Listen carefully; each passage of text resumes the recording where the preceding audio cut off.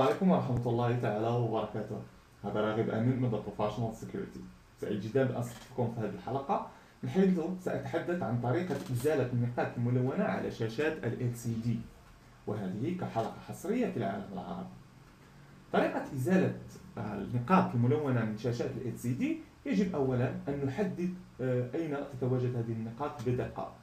تحديد هذه النقاط بدقة سيمكننا من إزالتها كذلك بدقة وعدم تدمير شاشتنا ال LCD.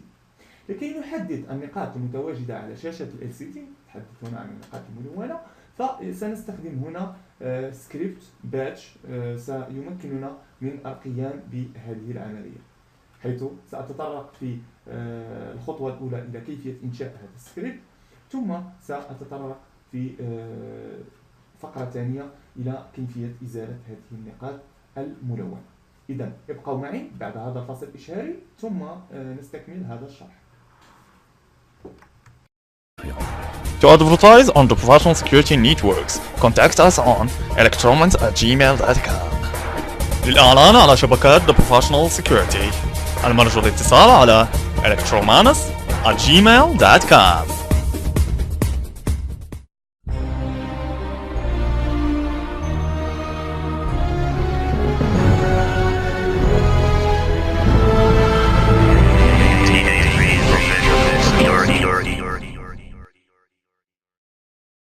إذا هنا يمكن أن تستخدم هذا السكريبت البسيط عن طريق أوامر الدوس، والذي يمكنك من أن تقوم بإنشاء سكريبت لتختبر أو تكتشف من خلاله النقاط الملونة على شاشتك ال LCD. كما تلاحظ معي فهذا أو هذه هي الأوامر. يجب فقط عند عمل يعني تحفيظ أن تنقر على الفايل ثم save as، ثم اختار على سبيل المثال تيست كولور، اوكي، واكتب بوان او دوت باد كما تلاحظ معي، ثم اختار في سيف اس تيب، اختار all فايل ثم سيف.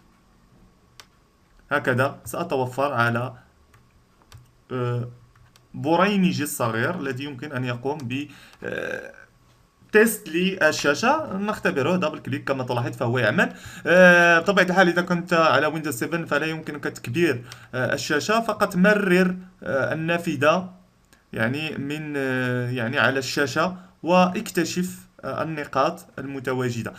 يمكن إذا كنت تتوفر على الإنترنت وطريقة أسهل وأجمل أنك يمكن أن يعني تنتقل إلى موقع flexcode.org/lcd2.html، حيث يمكنك هنا أن تختار بين الألوان green كما تلاحظ معي، واسكيب لكي تقوم بالرجوع إلى النافذة الأصلية blue.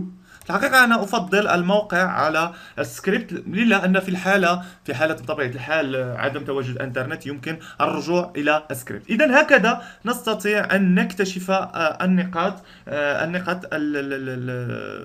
الخاطئة أو النقاط الملونة في الشاشة. نقوم بتطبيق هذا على شاشتنا حتى نلاحظ النقاط الآن.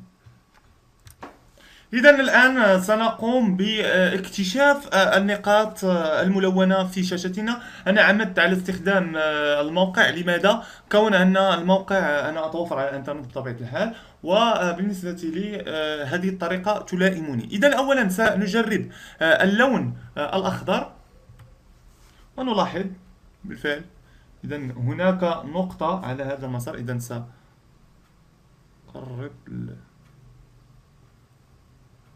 إذا أتمنى أن تكونوا تلاحظون النقطة. إذا هي تظهر فقط من اللون الأخضر تظهر. إذا لاحظ معي أن النقطة متواجدة في هذا المكان كما تلاحظ معي. إذا الآن حددت النقطة، هناك كذلك نقطة في هذا المكان. إذا سنقوم أولا ب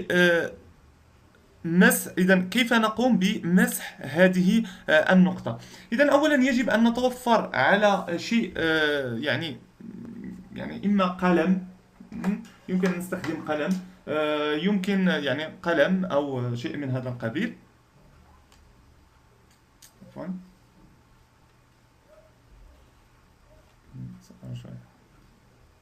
جيد.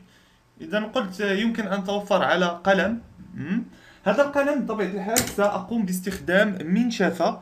هذه المنشفة سأضعها فوق أو على رأس القلم حتى لا تخدش الشاشة. إذا الآن بعد أخذ المنشفة نقوم بوضع المنشفة على رأس القلم بهذا الشكل كما تلاحظ معي، ونحدد الآن البيكسل. إذا سأقوم بتحديد البيكسل. إذا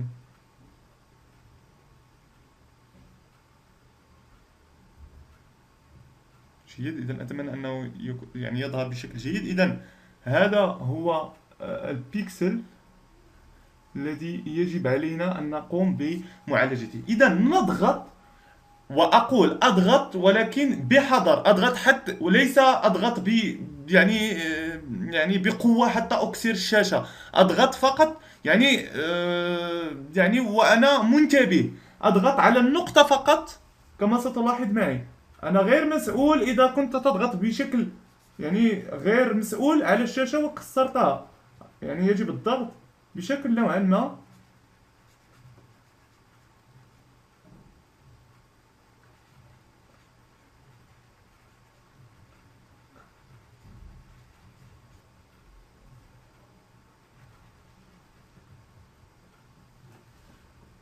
إذا لاحظ معي اختفاء النقطة كما تلاحظ معي، لقد اختفت النقطة كما لاحظت معي. فأنا ضغطت لكن بنوع من الحذر حتى لو أكسر الشاشة. إذا ضغطت بقوة حتى كسرت الشاشة فأنا غير مسؤول. فلاحظ معي اختفاء النقطة. وهكذا نقوم بجميع النقاط المتواجدة على الشاشة حتى تختفي جميع النقاط من على شاشة ال LCD. إذا هكذا نأتي إلى نهاية هذه الحلقة. أحب أن أذكر أنه لا يجب الضغط بشدة على شاشة ال LCD حتى لا تتسبب في كسرها. وغير ذلك يبقى لي أن أشكركم على حسن تتبعكم. يمكنك دائما الالتحاق بصفحتنا على الفيسبوك التي تضم أكثر من 76,000 متابع على الرابط www.facebook.com/th3.professional، أو زيارتنا على موقعنا الرسمي والذي يضم كذلك أكثر من 400 حلقة مصورة في جميع الميادين على الرابط www.th3pro.com. The professional security is not too late to be a professional. السلام عليكم ورحمة الله تعالى وبركاته.